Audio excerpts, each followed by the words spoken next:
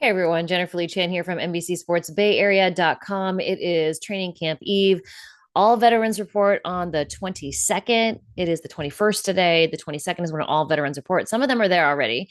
We don't get to see them on the field until the 23rd, but the 22nd is when John Lynch and Kyle Shanahan kind of give their overall welcome to training camp press conference. And there's going to be a lot of talk about Jauan Jennings. And I know it has been year after year after year of this press conference being all about contract disputes. Last year it was Brandon Ayuk. The entire press conference was about him. Also about which players were healthy and which ones were coming back, et cetera, et cetera. But the year before, you have had Nick Bosa, Debo Samuel, all three of those players talked about how they didn't play as well at the beginning of the season because they held out of training camp. They got into training camp late or, you know, were cleared, had their contracts done right before week one. Yes, they're all excellent and very talented players, but not getting those training camp reps makes a huge difference. So we don't know what Jauan Jennings is going to do. John Lynch and Kyle Shanahan are always of the belief that although their players will show up for training camp and not hold out, that's what they said about Brandon Ayuk last year. They didn't know whether he had reported at the time of the press conference. And John Lynch said, well, they still have another hour and change. So I don't know if he's here, but we expect all of our players to report and be here. So, they've said they've had great communication, et cetera, with Brandon Ayuk. I don't know what the situation is with Jauan Jennings. So that's going to be really interesting. I know for the public, it came out very recently, but now, you know, looking at how we've seen them work with Brandon Ayuk and Debo Samuel and Nick Bosa, there was discussion throughout. So I don't know whether Jauan Jennings kind of blindsided them and, it came up recently as much as we all know. Usually they know ahead of time before we know, and then it comes out more publicly a little bit later. So I don't think that the 49ers are surprised by what Jauan Jennings wants. He wants more money, and rightfully so. When you look at the receivers room, Brandon Ayuk could be out for a little while. He was coming back from ACL, MCL surgery. He's on the PUP list. Ricky Pearsall on the PUP list. Demarcus Robinson potentially facing up to 3 games suspended. If Jauan Jennings isn't out here, he's wide receiver 1.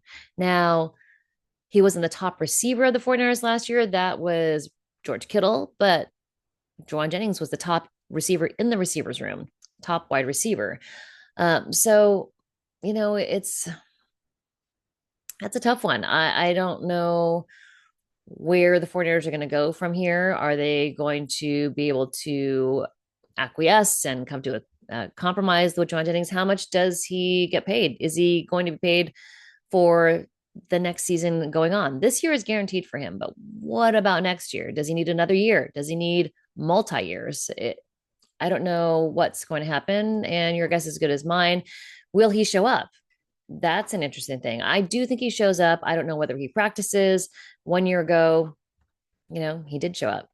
I'm trying to find the quote here from Kyle Shanahan. All right. From thinking about contract disputes and what the 49ers can do, they've already paid Brock Purdy. They paid George Kittle. They paid Fred Warner. It's going to be a tough one, but I think they're going to have to pay Jauan Jennings for him to get on the field and perform. But that's going to be the main question tomorrow. Will he perform? Or practice? Will he be out there? Will he be able to play week 1 because he maybe sits out of training camp practices? Will he be active in the classroom? I just don't know. This is the first time we're going to be able to talk to Kyle Shanahan and John Lynch about it.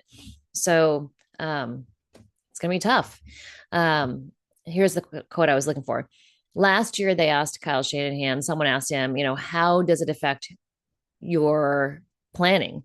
Because you don't know what's going to happen. Is he going to practice? Is he going to play in a game? And Kyle Shanahan said, it's tough, especially a player like Brandon. But that's something where if I just found that out today, you would see me in much more of a panic. Now, again, we don't know whether Jauan Jennings blindsided them and told them I want more money now.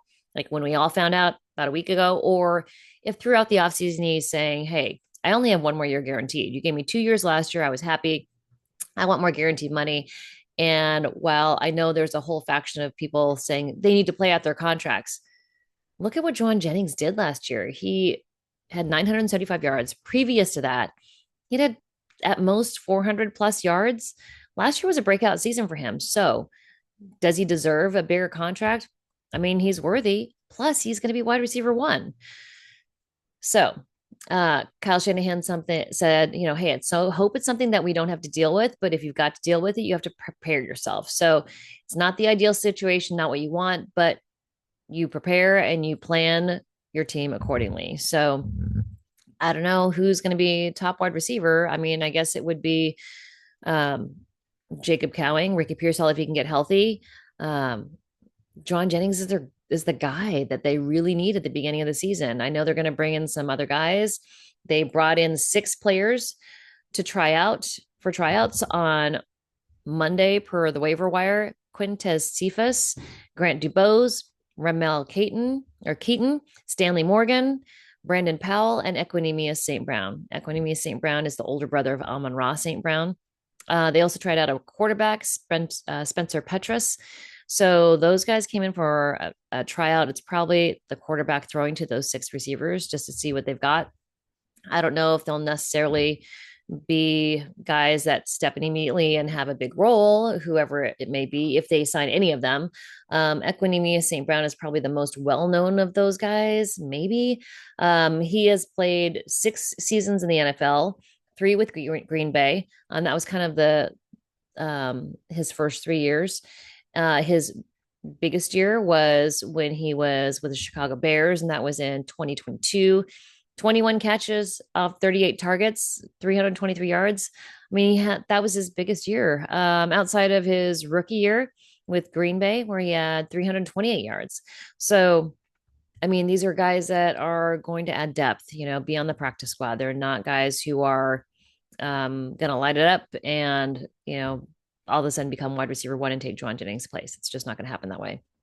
So, lots of things to discuss with Kyle Shanahan and John Lynch tomorrow. And we'll see, where everybody is health wise. So we just got the list of, who goes on PUP, who's on NFI. We don't know what their timetables are. So while Kyle Shanahan will probably be somewhat vague about when they could come back, we're definitely going to get a progress report on Brandon Aiyuk and what's happening there. Progress report on the negotiations with Jauan Jennings. Where are they on that? Is this something they knew about at the end of last season during training, mini camp, during OTAs? Did they know this was going to become an issue? No, we'll probably talk to some players as well, but this is going to be, I think, a fascinating training camp because all of the veterans are excited to report. They're ready to go. And also, they are counting on these young players, these rookies, to get in there and contribute. Guys, I mean, I think we'll be watching the defensive line a lot. Michael Williams, CJ West, Alfred Collins, who's been cleared and will practice. Nick Martin, is he going to compete with D Winters for that linebacker position next to Fred Warner? So many different storylines in this training camp. Who's going to play at wide receiver? Is Jake Moody going to win the competition at kicker? There's so many different things to take a look at. Ben Barch is on the PUP. Will he, how will he make his way back? Will he be the starting left guard next to Trent Williams? We'll see. So lots of things to look at. Tomorrow, Tuesday, that'll be John Lynch and Kyle Shanahan press conference. And then 23, it is game on. It is practice on the field. And the schedule is 3 days on, 1 day off. So tomorrow is not a practice day. That's Tuesday. They will practice Wednesday, Thursday, Friday, have Saturday off. Sunday, Monday, Tuesday, have Wednesday off, and so forth and so on. So it's kind of a very weird schedule, but they practice 3 days in a row and then need a rest day. It's scheduling wise, if you have a Monday through Friday job, it's very confusing. But otherwise, 3 on, 1 off, just to make sure that they get some rest in between those training camp practices. So first 3 practices, no pads. We'll see who Brock Purdy's favorite target is. And we'll see what the defensive line looks like. I think in that second set of three, that second block is where we'll really start to see, can guys get off the ball? Who's going to be out there with, Nick Bosa? Is Christian McCaffrey still looking really healthy as a new dad? Lots of things to look at. So this will be a fun training camp. Please stay tuned. Stay in the know here on my YouTube channel. Follow me on Instagram, on Twitter, on Blue Sky, on Threads, all of it. I put it all out there so everybody can see, but definitely stay tuned here for all your latest news on this YouTube channel. Comment, like, and subscribe. Thank you so much for your time, and we'll be keeping you up to date. Lots of stuff coming up. All right, talk to you soon. Bye.